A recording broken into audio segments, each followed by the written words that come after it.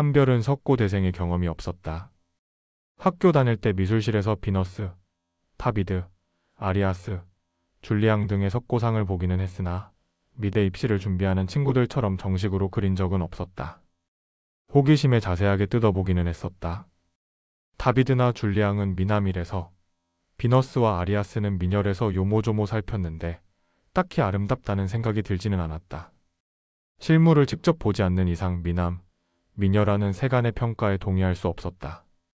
한별의 눈에는 친구들이 인상 벅벅 쓰는 아저씨라고 놀리는 시저 투구상이 오히려 잘생겨 보였다. 투구를 쓰지 않은 본디의 모습으로 조각된 흉상을 보면 정말 못생겼다고 혀를 내두를 만한 얼굴이지만 적어도 시저 투구상 한정으로는 타비드와 줄리앙보다 나았다. 물론 찌푸린 얼굴을 편다는 전제하의 일이었다. 그게 누구든 인상을 쓰고 있으면 안 예뻤다. 어쨌거나 거기까지였다. 석고상은 그녀와 상관없는 물건이었고 학교를 졸업해 미술실이 추억의 공간이 된 이후로는 뇌리에 떠오른 적도 없었다. 간혹 동네 미술학원을 지날 때 그땐 그랬지? 하는 생각이 바람처럼 지나간 게 전부였다. 그런데 지금의 한별은 눈앞에 나타난 남자에게서 오래전의 석고상을 겹쳐보았다. 특정한 석고상 하나가 아니고 다비드와 줄리앙은 물론 시저 투구상의 주인공까지 오묘하게 뒤섞여 있었다. 로맨틱한 느낌과 살벌할 정도의 카리스마가 어우러졌다고나 할까? 현대적인 분위기는 아니고 마치 고대에서 시간을 거슬러 튀어나온 사람 같았다. 저 남자는 도대체 누구지? 왜 나한테 오고 있지? 그랬다. 남자가 그녀를 향해 굶주린 맹수처럼 달려오고 있었다. 먼지구름과 함께 태풍처럼 다가오고 있었다. 한별은 도망치지 않았다. 속도로 보나 기세로 보나 곧 잡히게 될 텐데 괜히 등을 보였다가는 화만 돋우게 될 거라고 판단했기 때문이다. 그래도 무섭기는 해서 다리가 후들거리는데 남자가 새처럼 날아올라 그녀를 덮쳤다. 기다란 흙발이 폭우처럼 쏟아져 시야를 가리는 사이로 남자의 뜨거운 숨이 훅 느껴졌다. 헉! 한별이 가슴을 들썩였다. 하얀색 천장을 똑바로 노려보며 가쁜 숨을 내쉬었다. 뭐야? 나 어떻게 됐어? 그때였다. 별아. 한별아. 엄마 목소리였다. 정신 들어?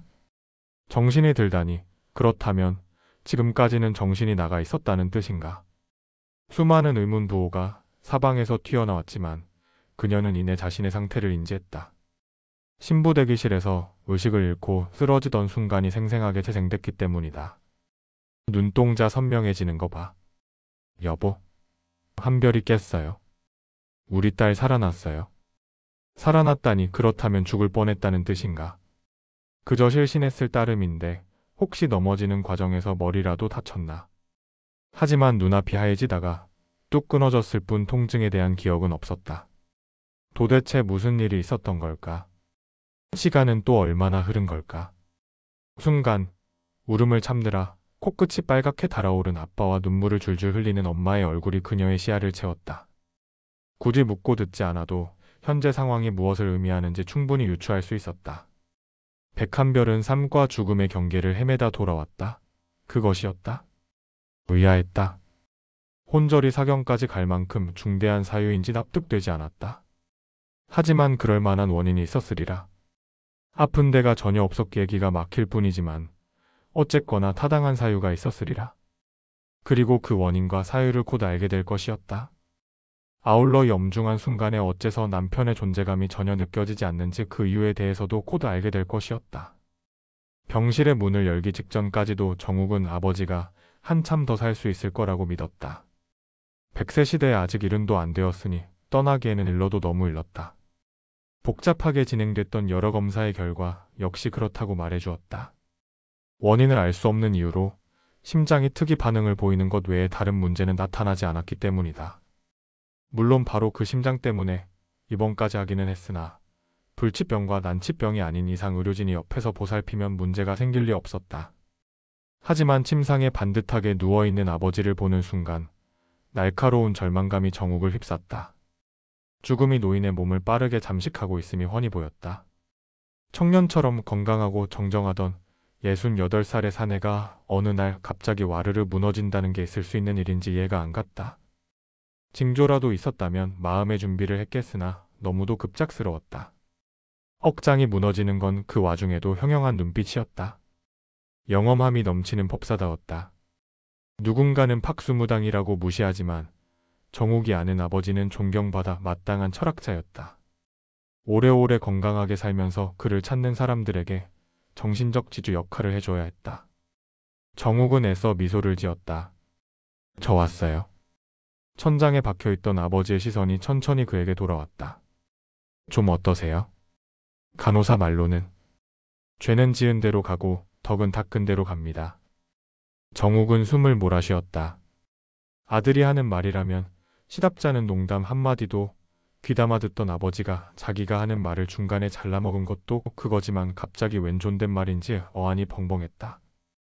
거기다 밑도 끝도 없는 죄와 덕은 심히 당황스러웠다. 인지기능에 문제가 생긴 건 아닌지, 혹 통증으로 창난이 온 건지 별의별 생각이 두서없이 드는데 아버지가 말을 이었다. 방옥희 제가 죽였습니다. 그때 바깥에서 누가 간호사 선생님, 우리 딸 깨어났어요. 하고 소리를 질렀다. 정욱은 철렁했다. 기쁨에 겨운 누군가의 외침이 마치 아버지가 떠날 신호로 들린 것이다. 생사의 엇갈림이랄까.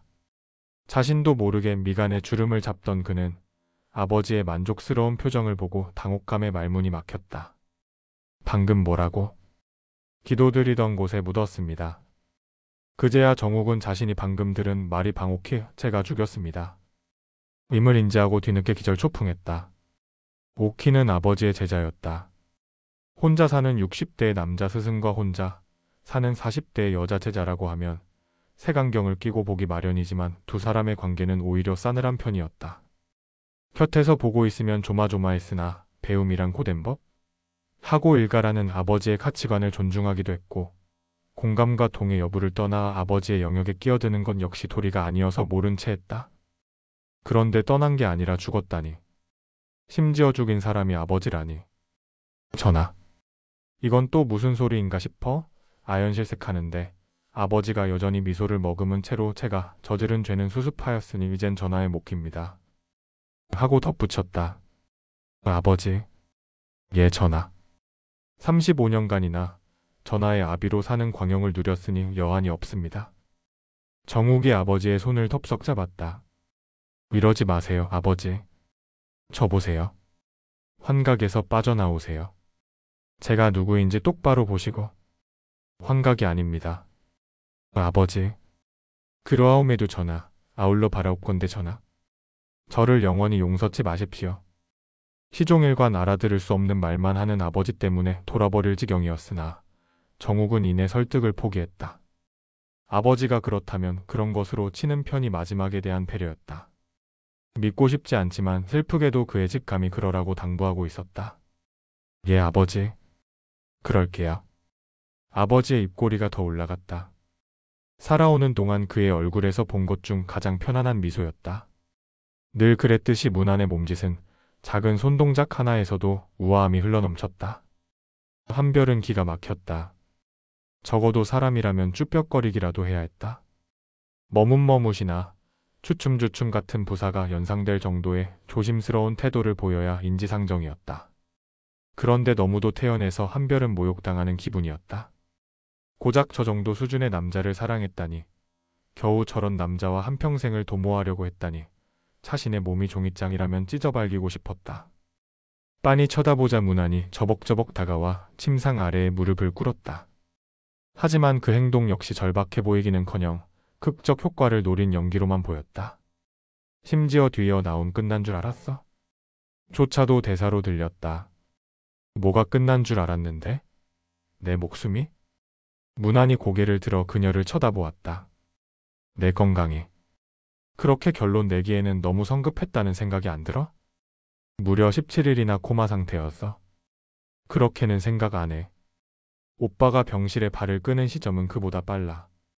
끊기 전에 고민한 시간까지 포함하면 오빠가 나를 버린 시기는 내가 쓰러지고 채아 열흘도 안 된다는 계산이 나와.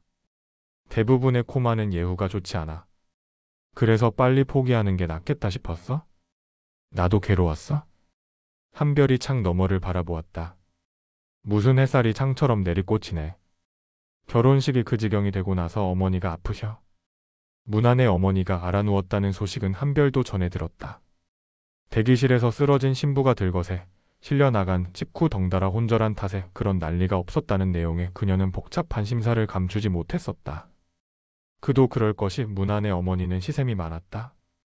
문안이 한별에게 무언가를 선물하면 그와 비슷하거나 조금 더 비싼 것으로 해줘야 뒤탈이 없었다. 그렇다고 한별에게 일명시자 노릇을 하는 건 아니고 다만 본인 아들만 달달 들볶을 뿐이어서 보고도 못 본 척, 듣고도 안 들은 척 했는데 별것을 다 따라하고 있었다. 물론 정말로 충격받았을 수도 있었다. 결혼식장에서 신부가 쓰러지는 것이 예사질은 아니니 혼주 입장에서 기함했을 가능성이 아주 없지는 않았다.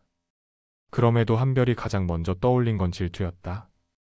그동안 봐온 게 많은 그녀의 입장에서는 합리적으로 할 만한 의심이었다.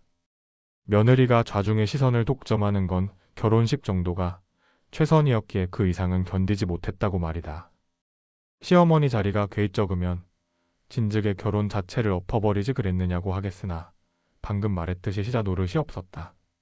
한별에게는 예의와 격식을 갖춰 대했을 뿐더러 꽤 다정하기까지 했다.